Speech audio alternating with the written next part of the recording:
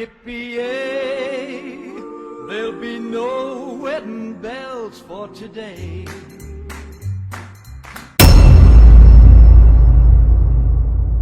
So here's something that a lot of people don't know about me. I happen to be a huge fan of the Fallout series, a post-apocalyptic video game series that has numerous entries to it, and how most every big video game essayist on YouTube has made a video on it. Some more annoying than others, but I honestly can't blame them. Fallout is probably one of the more iconic video game series of all time, whether it be because of how fun it is to make people explode into chunky salsa.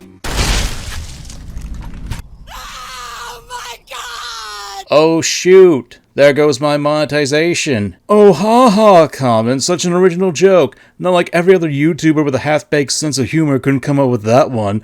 Bravo! Before I cut myself off for unfunny YouTuber humor, Fallout has recently had a full-length live-action adaptation come out. Don't get me wrong, a lot of adaptations of things like games and anime haven't had the greatest track record. Those tend to have some of the worst pieces of fiction out there, some with the same subtlety as a baseball bat to the back of the head. Doom, Resident Evil, Far Cry, Hitman, and many others have universally been panned, and rightly so. You should take some time and look up Uwe Boll, a German film producer who in the 2000s made a ton of video game adaptations that flopped tremendously, just so he could do some tax write-offs, and was known to box his critics. I'm not kidding, this man is the cause of why so many people think that video games can't be adapted. Amateur. But in the last few years, it seems like directors and movie folks have actually begun to give a crap about what they're producing, since we're getting some halfway decent adaptations. Five Nights at Freddy's, Sonic the Hedgehog, Detective Pikachu. Now, I wouldn't say that they're amazing, but they're sure as hell at the very least showing that there was some respect to the source material here. Especially Sonic. Nice facelift there, buddy. Good luck with the third film later this year. My point with all this is that it's fine to be skeptical when it comes to video game adaptations, especially when it's live action. Fallout is no different, especially when it comes to the lore of the series. I will stress that I'm not the biggest lore junkie to Fallout. I do respect the amount of time and effort that goes into it, even if Todd Howard does seem to undermine it. It just works.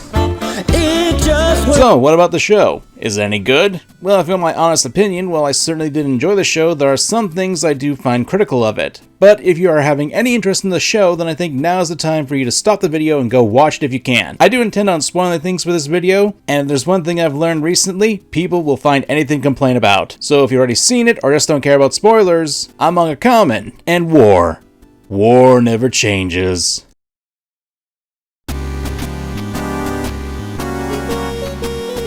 This adaptation of Fallout follows three characters. Lucy McLean, a vault dweller who's on a mission to find her father. Maximus, a young squire from the Brotherhood of Steel who's sent out on the wasteland on a mission. And the Ghoul, otherwise known as Coppered Howard, was a once famous Hollywood actor who mutated into a ghoul after the bombs dropped, becoming a merc. Eventually, all three of these characters get intertwined with the events of the show, and it's all because of an Enclave scientist named Siggy.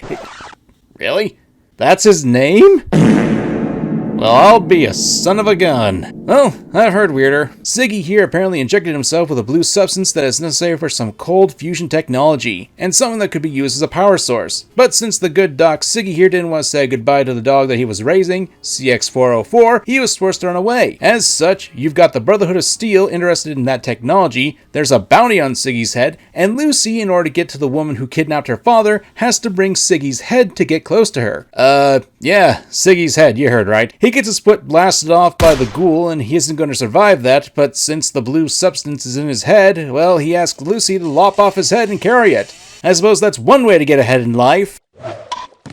There's also a side plot that follows the vault that Lucy's from, Vault 33, with her brother investigating the sister vaults 31 and 32, and how they're dealing with some of Vault Tech's usual experimental bullshit, and how there's a conspiracy with some of the more very important people from the past being cryogenically frozen and brought into the future. Each of these three major characters honestly has a lot of depth to them, and frankly speaking, I do want to go through each of them briefly and talk about their stories, since I do like them, but I'll give some props for the look and atmosphere of the show. As far as the props and locations were concerned, this show, for all intents and purposes, does feel like we're actually in a part of the Fallout universe. I have to especially give props to the power armor. It actually looks like it does in the games, and has this weightiness to it. What I mean by that is it actually looks like it's a powerful suit of armor, but it's also bulky and clunky. We get lots of scenes of Maximus struggling to use the armor properly, and a few points he gets stuck with the suit. I do think there are some changes to the power armor that do raise an eyebrow, like how apparently the suits take a bit more influence from Iron Man. You see, in Fallout 4, in order to fly, you had to have a flight pack, but in the show, it comes from boosters in the arms, and the helmet opens up just like Iron Man's. I'm not saying that thing is bad, but the influence do make me tilt my head slightly. There's also this dirty, grimy feeling going on with the sets and costumes, which, considering this is a post-apocalyptic setting, feels right. There are even times where they actually use the music from the games, like straight up the same tracks. I really wish more adaptations would just use the music from some of the games, since there's a reason why so many people love the music of, say, Devil May Cry, Persona, and other games too. The songs work well, and it does a really good job of doing that even in the show.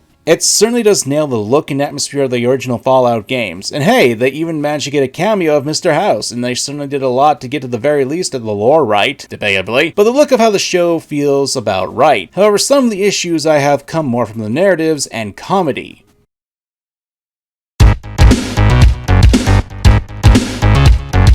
Let's start in order with Lucy. In the first episode, we mainly focus on her life in the vault, where she's basically about to get married to one of the members of the sister vault, Vault 32. However, on the day she's supposed to get hitched, it turns out all the members of Vault 32 were killed, and the people who were let into the Vault 33 are raiders. The raiders are led by a woman named Moldanver, who entering the vault in order to abduct Hank McLean, Lucy's father, who has some clear kind of connection to her, but we're not told explicitly at the beginning. At the beginning of the story, it's unclear how Moldanver got into the vault, but it was clearly with the help from Rose, Lucy's mother, and her Pip-Boy. Now, there's a bit of an issue with this, but I want to say that for the rest of the story, especially surrounding Lucy, I did appreciate what the show was trying to do. Lucy is what you can basically equate to that of a flower in the wasteland, someone who's pure and is slowly being corrupted by the plagues that roam around the new environment. It's something that we see in a lot of fiction, where the pure character slowly becomes more and more rugged throughout the story, and Lucy is no different. There are times where she's even hurt, like getting a finger lopped off in the process, and is put into various situations that require her to be put in danger. Hell, at points it comes off as torturing the poor girl, and most of it is done by the ghoul, mind you. Now, while I enjoyed her story, I do need to talk about the twist, especially when it comes to Lucy. So when she gets to confront Moldanver, it turns out Moldanver is actually a decent person, and she was also friends with Lucy's mother, Rose. More than that if you believe some people online shipping the two characters. Wow. So why did she use murderous raiders in her attack on the vault? We learn that she's actually the leader of a community of people who were civil? I get wanting to use raiders who are expendable, but there would be a real good chance that these raiders could have easily killed Rose's kids, or Rose's husband Hank, the latter being necessary because she needed the code for the cold fusion technology which he had in his head. The whole point of the raid was to abduct Hank to get the code. And even the man that Lucy married was a raider who tried to kill her, and other raiders could have killed Hank in the process. There was a serious risk that Hank could have been killed. Moldanver even offers a choice to Hank, saying either that the Vault Dwellers or Lucy. Maybe I'm missing something, and that's totally possible with my peanut brain, but this seems like a very shaky plan, especially in the last episode. The feral ghoul that's with Moldanver is Rose, Lucy's mother. Or that's the implication. This implies that they were close, so maybe it's a little odd to me that she'd use raiders who are shown in the show to be completely unreasonable and almost kill Lucy. To add a little more context, Lucy's mother, Rose, discovered that civilization was coming back to the surface, so she took Lucy and Lucy's brother Norm and fled to Vault 33 to Shady Sands, finding refuge and becoming friends with Moldanver. So she was willing to risk her friends, or as some people like to say, her lovers' kids? This doesn't hurt the show for me, but it does make me question a few things. Lucy as a character, while she was adorkable at the beginning, I grew to really appreciate her as a character, and frankly speaking, she's probably my favorite of the three protagonists. Well, if you don't count CX404. Then we have Maximus, a squire from the Brotherhood of Steel who, if I'm honest, isn't that great of a character.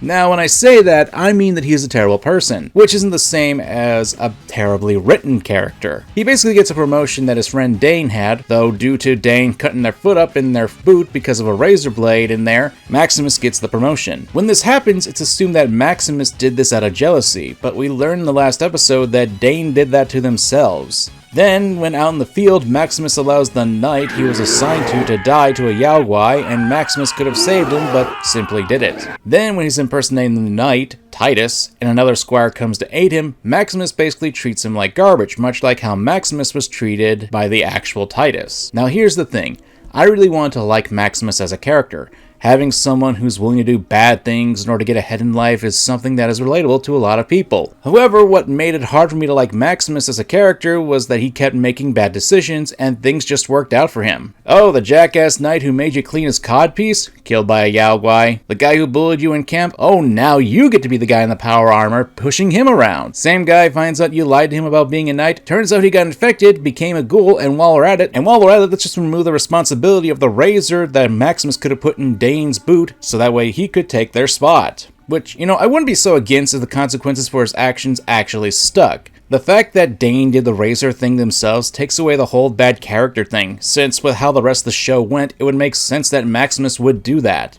It felt like they were taking any responsibility from Maximus as a character for his choices. Let's go back to when Maximus didn't save Titus. The show goes out of its way to really make Titus say the worst thing possible to prompt Maximus to not save him. It really came off as forced, as it puts Maximus in the clear of any moral wrongdoing. His choice was basically let Titus die or get hanged for Titus's incompetence. The show really gave a justification for why Maximus should let the man die. It felt like the show was making him a little too squeaky clean in that regard. I wouldn't say the actor did a bad job playing the character, but out of the three main characters, he was probably the least favorite of mine, and that's mostly due to the writing. He kept making the wrong choices, but his consequences when they happened were cleared up really quick. I think I would have liked his character more if he was intentionally doing things without there being a caveat. Have him be the one to actually put the razor in Dane's boot.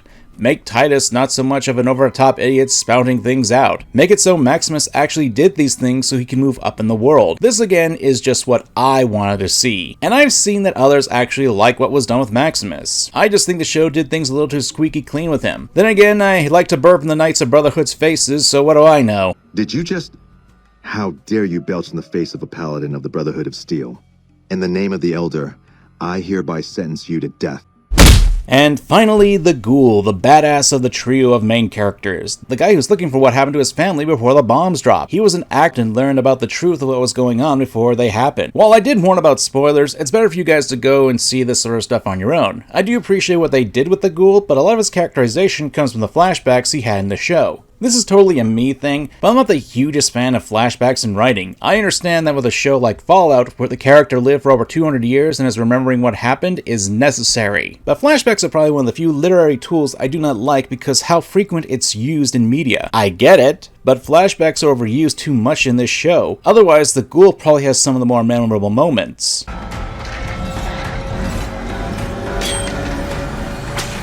I'm pretty sure that's not how that works, Todd. It just works.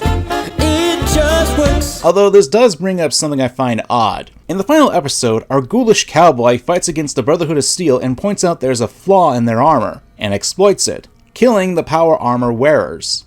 There was a flaw in the welding, just below the chest plate.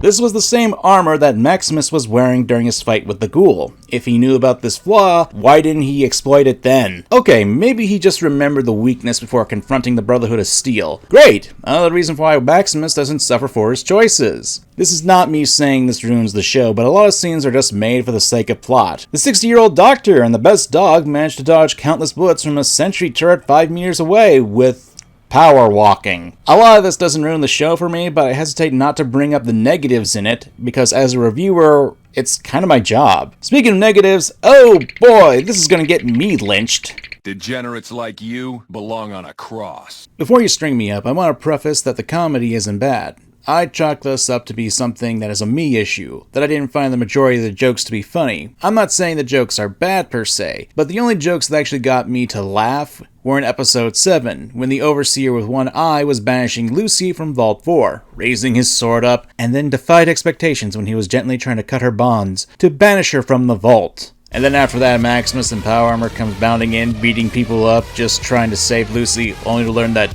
oops, they were just gonna let her go. That was pretty much the only time I really laughed in the series. And I know it's not the humor from the games that's the problem, because they do things that subvert my expectations all the time. What kind of harebrained fucking psychobabble bullshit is that? See how it is. You think because my father walked out on us when I was 5, now I have to yell at people. Or because my mother was a deranged chem fiend who regularly brought strange men home who told me to call them uncle. Or because my sisters would lock me in a shipping crate when they didn't want me around. And my brother... God, I'd forgotten about that. How could they do that to me? It could simply be because how the humor is executed. You see, when you're playing the games, you're the comedian because you're the main character in them, and you can choose how to deal with things in a comedic fashion. It's part of the reason why I tend to play dumb characters whenever I go back to Fallout New Vegas. The other half is, me take your job cause me smarter. Ah, man. You're direct, you're no nonsense. How am I supposed to compete with that? I gotta pay these chem bills. Well, I like being true to life. The TV show certainly does have a lot of a dark humor going on, I will admit, and that's not a bad thing. Dark humor can actually work. I just personally believe that comedy that really stuck out to me whenever I played the games was because it was more immersive, and the comedy here, while obviously done in a more expressive manner, just didn't click with me because of that. If it did for you, I'm glad, but a lot of the humor didn't for me. But the overall serious tone of the series didn't help as well. With this show, we gotta talk about continuity. There happens to be a couple of issues with it in the show, and how some fans are speculating that it messes with the timeline of events in the Fallout universe. And yes, the show is canon to the games. The first is that in one of the episodes we see a chalkboard that says, "The Fall of Shady Sands, 2277, followed up with an arrow pointing towards a mushroom cloud, which represents when the town was blown up. This one is odd to say. Most people who are defending the show are pointing to the arrow and are concluding with that it's saying that the bombing takes place sometime after the fall of the NCR. Others are saying that since New Vegas takes place in 2281 and the NCR, who had Shady Sands as its capital, is dissolved, at least in the show, and since the NCR is one of the major factions in New Vegas, it raises an eyebrow. Throw in the fact that the first battle for Hoover Dam is in New Vegas, takes place in 2277, there is some concern being raised here. To me, this whole thing just makes my brain fried. If you want my take on this, I think that this is probably stupid. A lot of this is up to the interpretation of people and their words, when using their own perspectives. The fall of something being interpreted is either acting as the beginning of the NCR's downfall or is happening quick. This to me is just plain stupid. My thoughts are that this was intentionally done by the showrunners just to stoke the fires of controversy, and by choosing such an ambiguous way to do it, they stoke debate about the show, which would get more and more people's eyes to it. I'd also like to point out, lore-wise, we don't know who actually wrote this chalkboard. Yes, we know a good portion of the people who are in Vault 4 are from the NCR/Shady Sands, but for all we know, this is a biased interpretation on how to describe the fall of NCR. Unless there's actual accounts or flashbacks happening, we can't really determine if the fall happened fast or slow, and we can't be certain when the bomb fell, since there isn't a year code next to it, like there was for every other event mentioned on the board. That to me says it was done more intentionally so it could be debated back and forth online. The bigger issue I have is with the ending scene, with Hank McClane making his way to what appears to be New Vegas. Now, people have complained that this doesn't look like New Vegas, and that it looks like it's ruined. I have an issue with New Vegas, but it's not that it's in ruins. It's that there are countless missing features around New Vegas that are obviously missing. Now, while I'm not the most die-hard of Fallout fans, I've gotten well over 150 hours put into New Vegas, and one of the biggest things I noticed is that there are a lot of landmarks that are missing. For example, one of the biggest things missing is all the highways. New Vegas, especially around the Strip, has a ton of elevated highways that are ruined and placed all around the area. Then there are things such as West Side and all the buildings that are outside the walls of the Vegas Strip. Contrary to what the show depicts, if this is New Vegas, there were a ton of ruined buildings outside the walls. Camp McCarran, one of the more prominent bases for the NCR, is an airport, is missing. And this is a big one since McCarran has a monorail that directly goes into New Vegas. If I had to point out, this is some jank that the creators put in the show didn't really think through with this scene. I guess jank that comes with the Bethesda titles appears in the show too. Or this could be something different. If anything, this is going to be more of a teaser for what the next series is going to be, but I'm not sure at that point.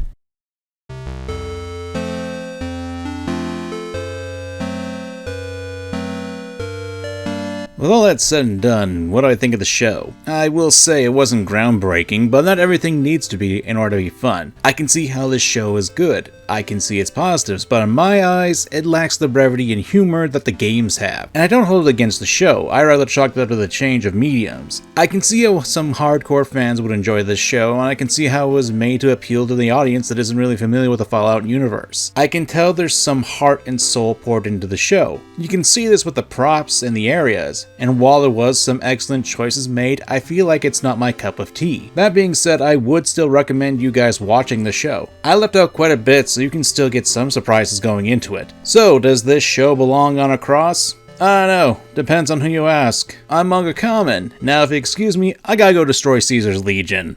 You're the courier who caused so much trouble for my legion, and yet you dare come before me.